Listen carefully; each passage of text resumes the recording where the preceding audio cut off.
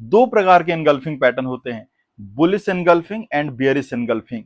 इनकी एनाटॉमी, इनकी बनावट तो यहाँ पे आप देख पा रहे हैं, लेकिन सबसे इंपॉर्टेंट है इसकी साइकोलॉजी समझना, कैसे ये काम करता है, क्या है इसके अंदर का बिहेवियर, क्या है इसके अंदर की साइकोलॉजी। इस चीज को समझने के बाद इसको यूज करना बहुत आसान हो जाएगा आपके लिए। यहाँ पे हम ड्राइंग से समझेंगे, उसके साथ लाइव चार्ट में जब आप इसे देखेंगे तो वहां पे और भी ज्यादा क्लियरिटी आपको आ जाएगी। चलिए देखते हैं।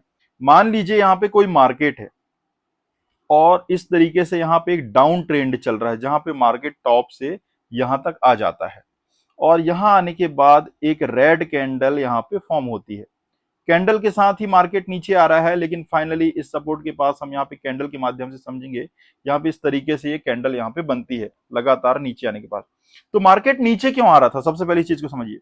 यहाँ पे देखिए, सेलर यहाँ पे हावी थे, बायर्स का यहाँ पे कोई भी जोर नहीं चल रहा था। सेलर्स लगातार मार्केट को नीचे लेकर आ रहे थे और मार्केट ये टॉप से यहां तक आ गया, मतलब एग्रेसिव थे सेलर और मार्केट को लगातार नीचे लेकर आ रहे थे। और इसके बाद देखिए, इस इंपॉर्टेंट सपोर्ट के पास क्या होता है, इस चीज को बहुत ध्यान से समझिए। यहां पर आने के बाद इस तरीके से एक ग्रीन कैंडल यहां पे फॉर्म होता है। इस साइकोलॉजी को बहुत अच्छे से समझिएगा, इसको आपको यूज करना बहुत ही अच्छे से आ जाएगा। यहाँ पे इस तरीके से ग्रीन कैंडल फॉर्म होती है। तो यहाँ पे ध्यान दीजिए, जब मार्केट इस तरीके से नीचे फॉल कर रहा था तो यहाँ आने के बाद मार्केट में लो कौन सा लगा, ये मार्केट का लो था। इस कैंडल के बाद कहीं ना कहीं यहां पर लो लगने के बाद क्या हुआ, देखिए मार्केट लगातार नीचे आ रहा था, यहां पर लो लगा और इसके बाद एक ग्रीन कैंडल बन गई, जो कहां पर जाके क्लोज हुई, ऊपर की तरफ। यहां पर उसकी क्लोजिंग होती है ग्रीन कैंडल के बाद। अब बहुत ही अच्छे से समझिएगा इस चीज को।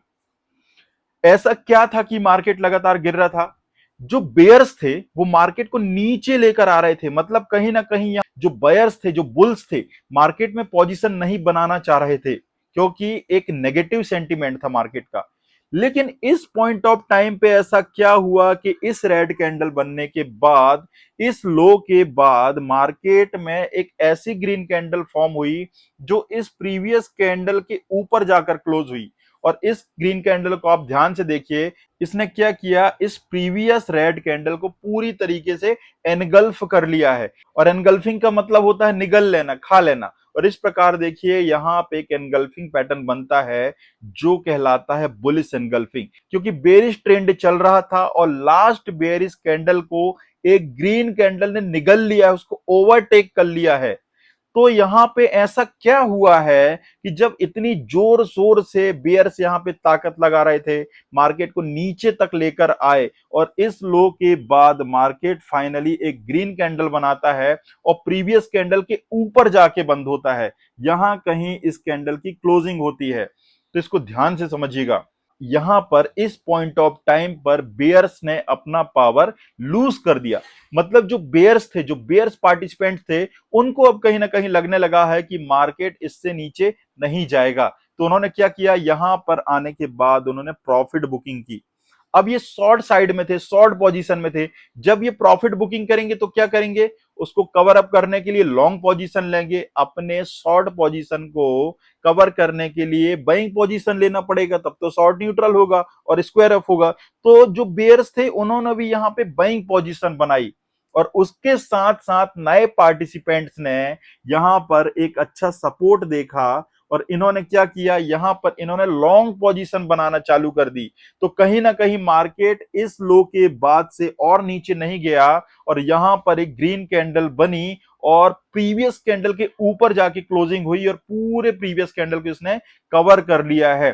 तो इसलिए इसको एनगल्फिंग पैटर्न कहा जाता है और कहीं ना कहीं ये रिवर्सल दिखाता है। और यहां पर जो बायर्स हैं, जो बुल्स हैं, ये बेयर्स के ऊपर, जो सेलर थे उसके ऊपर हावी होते हुए नजर आ रहे हैं। मतलब यहां पर बेयर्स का जोर, पावर कम हो गया है और बुल्स जो थे उसके ऊपर पावर लगाकर उनके पुराने एक्शन को न्यूट्रल करके ऊपर की तरफ उन्होंने क्लोजिंग दे दी है। कहीं ना कहीं यहां पे ओवरटेकिंग हुई है बेयर्स के ऊपर बुल्स का। और इस पैटर्न के बनने के बाद कहीं ना कहीं रिवर्सल के एक संकेत मार्केट में देखने को मिलते हैं। लेकिन इस पैटर्न के ऐसे बनने के बाद क्या हमें एंट्री ले लेनी है, नहीं, अभी देखिए पिक्चर अभी बाकी है।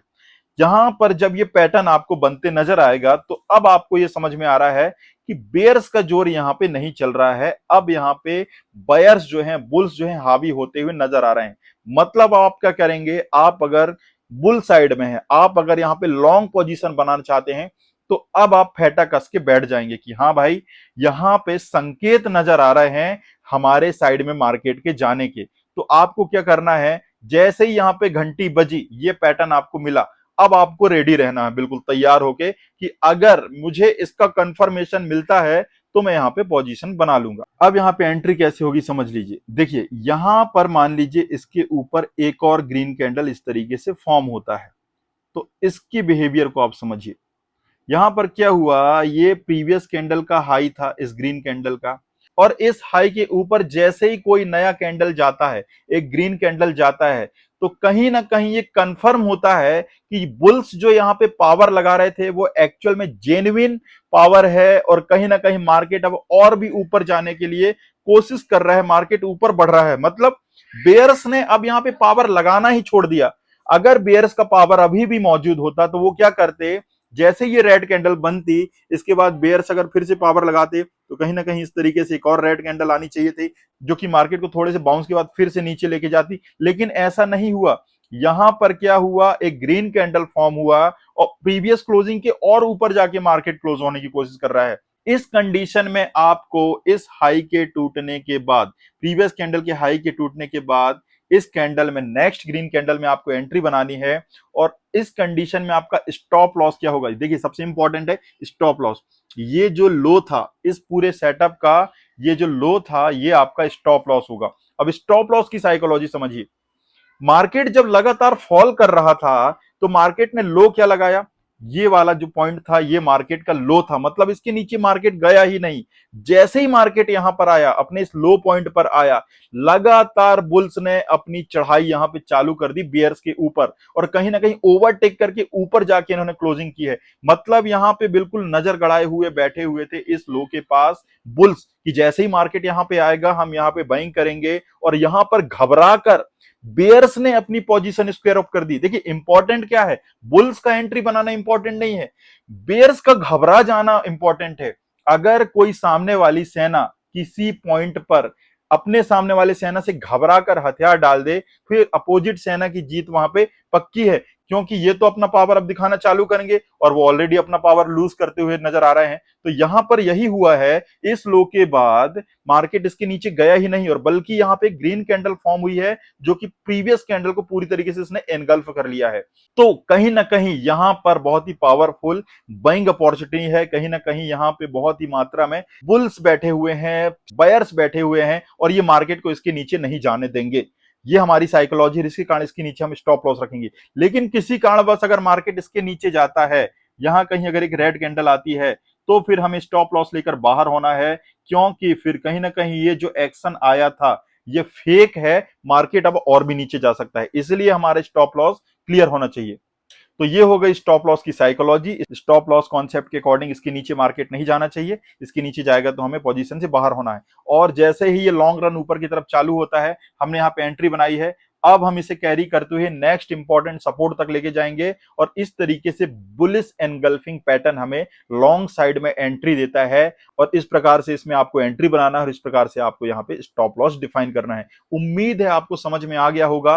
बिल्कुल डेप्थ में ले जाकर समझाने की हमने आपको कोशिश की है, पूरे साइकोलॉजी के साथ। देखिए वीडियो लंबा हो सकता है बेशक, लेकिन इस वीडियो को पूरा देखने के बाद इन पैटर्न्स को यूज करके आप डेली प्रॉफिट गेन कर सकते हैं। यकीन मानिएगा, पूरा वीडियो देखिएगा। अभी तो ये एक पैटर्न है, पूरे पैटर्न देखते देखते हो सकता है वीडियो बहुत लंबा हो जाए, आप पार्ट पार्ट में देख सकते हैं, लेकिन पूरा कंप्लीट वीडियो देखने के बाद आपको रोज इंट्राडे में या किसी भी टाइप की ट्रेडिंग में आपको बहुत ही अच्छे रिजल्ट देने वाला है।